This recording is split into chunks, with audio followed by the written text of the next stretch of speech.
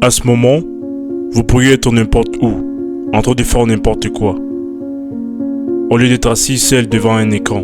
Alors, qu'est-ce qui nous empêche de faire ce que nous voulons vraiment? Tous les jours, nous nous réveillons dans la même pièce et suivons les mêmes routines pour vivre les mêmes jours qu'hier. Pourtant, il fut un temps où chaque journée était une nouvelle aventure. Quelque chose a changé. Avant, nos journées se vivaient plus librement. Aujourd'hui, elles sont planifiées. C'est ce que ça veut dire grandir, vieillir, d'être libre. Mais sommes-nous réellement libres? Nourriture, eau, terre, les éléments essentiels à notre survie sont la propriété d'entreprises. Il n'y a pas de nourriture pour nous dans les arbres, pas d'eau potable pour les sources, pas de terre pour construire une maison. Si vous essayez de prendre ce que la terre vous donne, vous serez arrêté. Donc nous obéissons aux règles. Nous découvrons le monde au travers de manuels. Pendant des années, nous avons été assis à avaler ce qu'on nous disait, testés et gradués comme des sujets de laboratoire. Élevés, non pas pour faire une différence dans le monde, élevés pour ne pas être différents. Assez éduqués pour faire notre travail, pas pour savoir pourquoi nous le faisons. Donc nous travaillons et travaillons, en n'ayant pas le temps de vivre la vie pour laquelle nous travaillons. Jusqu'au jour où nous sommes trop vieux pour faire notre travail, et à ce moment, il ne reste plus qu'à mourir. Nos enfants prennent alors notre place dans les jeux. Pour nous, nous sommes uniques. Mais ensemble, nous ne sommes rien d'autre qu'un carburant. Le carburant qui donne le pouvoir à une élite. L'élite qui se cache derrière le logo des entreprises. C'est leur monde. Leur ressource la plus importante n'est pas dans le sol. C'est nous. Nous construisons leur ville. Nous faisons fonctionner leurs machines. Nous nous battons dans leur guerre. Après tout, l'argent n'est pas ce qui les motive, c'est le pouvoir. L'argent est simplement l'outil qu'ils utilisent pour nous contrôler. Les morceaux de papier sur lesquels on dépend pour se nourrir, se déplacer et se divertir. Ils nous donnent de l'argent et en retour, nous leur donnons le monde. Où il y avait des arbres qui purifiaient l'air, il y a maintenant des usines qui l'empoisonnent. Où il y avait de l'eau à boire, il y a maintenant des déchets toxiques, pillants. Où il y avait des animaux libres de leurs mouvements, il y a des usines agricoles où on les fait naître et mourir sans fin pour notre satisfaction. Plus d'1 milliard d'humains sont affamés, tandis que nous pourrions avoir suffisamment de nourriture pour tout le monde. Qu'est-ce que tout ça s'en va? 70% des céréales est donné pour agresser les animaux que nous mangeons. Pourquoi aider la famine? Vous ne pouvez pas profiter d'eux. Nous sommes un fléau balayant la terre, détruisant l'environnement qui nous permet de vivre. Nous voyons tout comme quelque chose à vendre, un objet possédé. Mais qu'arrive-t-il quand nous aurons pollué la dernière rivière, empoisonné la dernière bouffée d'air, quand il n'y aura plus de pétrole pour les camions qui nous livrent la nourriture, quand nous aurons réalisé que l'argent ne peut pas être mangé, qu'il n'a pas de valeur? Nous ne détruisons pas la planète, nous détruisons toute la vie dessus. Tous les ans, des milliers d'espèces vivantes s'éteignent et le temps nous entraîne vers notre propre extinction. Si vous vivez en Amérique, il y a 41% de chances que vous aurez un cancer. La maladie cardiaque tue un Américain sur 3. Nous nous gavons de médicaments pour traiter ces problèmes. Mais ces mêmes soins médicaux représentent la 3e cause des morts derrière les cancers et les maladies. En Europe, 2 ou 3 personnes sont obèses. En Afrique, 2 ou 3 personnes meurent de la famine. Nous nous faisons dire que tous les problèmes peuvent être résolus en donnant l'argent aux scientifiques pour qu'ils découvrent de nouveaux médicaments. Mais les compagnies pharmaceutiques et les sociétés contre les cancers dépendent de notre souffrance pour faire du profit. Nous pensons que nous courons pour aider la recherche à trouver un remède. Mais en fait, nous fuyons la cause. Notre corps est le produit de ce que nous consommons. Et la nourriture que nous mangeons, qui est produite dans l'unique but de générer des profits, nous nous gavons de produits chimiques toxiques La viande a infesté de médicaments et de maladies, mais nous ne les voyons pas. Le petit groupe d'entreprises qui possèdent le média ne le veulent pas. Nous submergeons de fiction qu'on nous dit être la réalité. C'est drôle de penser que, un jour, les humains ont cru que la Terre était au centre de l'univers. Mais encore aujourd'hui, nous nous considérons comme les centres de la planète. Nous regardons notre technologie et disons que nous sommes les plus intelligents. Mais est-ce que construire des ordinateurs, des autos et des usines illustrent bien notre intelligence? Ou est-ce que cela démontre comment nous sommes devenus paresseux?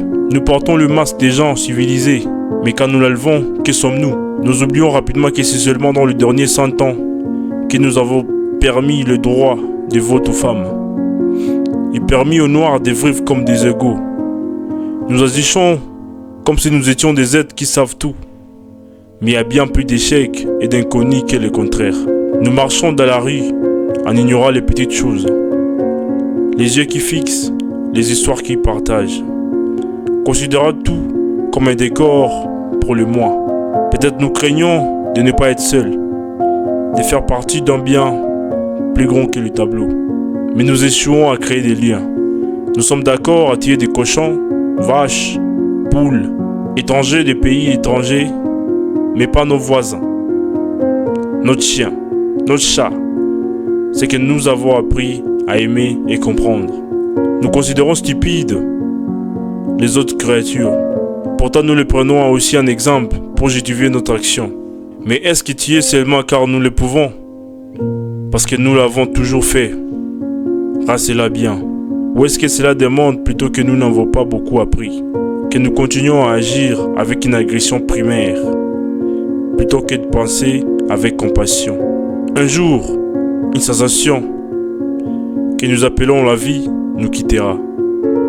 Notre corps pourrira et nos objets de valeur ne seront que de souvenirs. Notre corps, les conséquences des actions que nous avons prises hier resteront. La mort nous entoure constamment, mais elle reste si distante dans notre vie de tous les jours. Nous vivons dans un monde sur le point de s'écrouler. Les guerres de demain n'auront aucun gagnant. La violence ne sera jamais la réponse. Elle détruira toute forme de solution. Si nous regardons tous nos désirs profonds, nous verrons que nos rêves ne sont pas si différents. Les humains les plus heureux sont ceux qui possèdent le moins. Mais sommes-nous vraiment heureux avec nos iPhones, nos grosses maisons, nos voitures de luxe?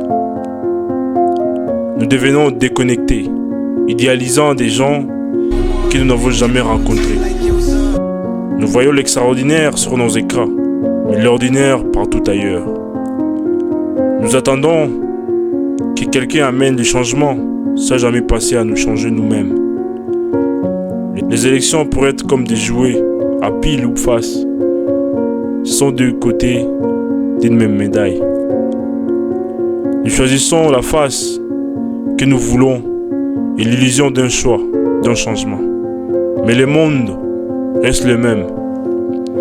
Nous ne réalisons pas que les politiciens ne nous servent pas. Ils servent ceux qui ont financé leur pouvoir. Nous avons besoin de leaders, pas des politiciens. Mais dans ce monde des suiveurs, nous avons oublié de nous diriger nous-mêmes. Arrêtez d'attendre les changements et soyez les changements que vous voulez. Nous ne sommes pas arrivés à ce point à rester assis sur notre derrière. L'humanité n'a pas survécu grâce à notre rapidité ou notre force, mais à raison du fait que nous avons su travailler ensemble. Nous avons maîtrisé l'art des tuer. Maintenant, maîtrisons la joie de vivre. Il n'est pas question de sauver la planète restera là, que nous y soyons ou non. La Terre est là depuis des milliards d'années. Nous serons chanceux si nous dirons plus que 80 ans. Nous sommes une fraction de secondes dans le temps de la Terre, mais notre impact est éternel. J'ai souvent rêvé que je vivais avant l'arrivée des ordinateurs, quand nous n'avions pas d'écran pour nous distraire. Puis j'ai réalisé qu'il y avait une raison pourquoi aujourd'hui était l'époque où je voulais vraiment vivre. Parce que maintenant, nous avons une opportunité que nous n'avons jamais eue avant. L'Internet nous donne le pouvoir de partager un message et d'unir des millions d'humains tout autour du monde. Pendant qu'il y a encore temps, nous devons utiliser nos écrans pour nous rassembler plutôt que de nous isoler. Pour le meilleur et pour le pire.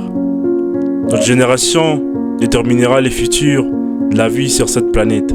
Nous pouvons continuer de servir ces systèmes de destruction jusqu'à ce que plus rien ne reste de notre existence. Où nous pouvons nous réveiller, réaliser que nous n'évoluons pas dans le bon sens. Nous n'avons que des écrans devant les yeux, dont nous ne savons pas où nous allons. Ce moment présent, est-ce vers quoi chaque pas, chaque respiration et chaque mort nous ont menés?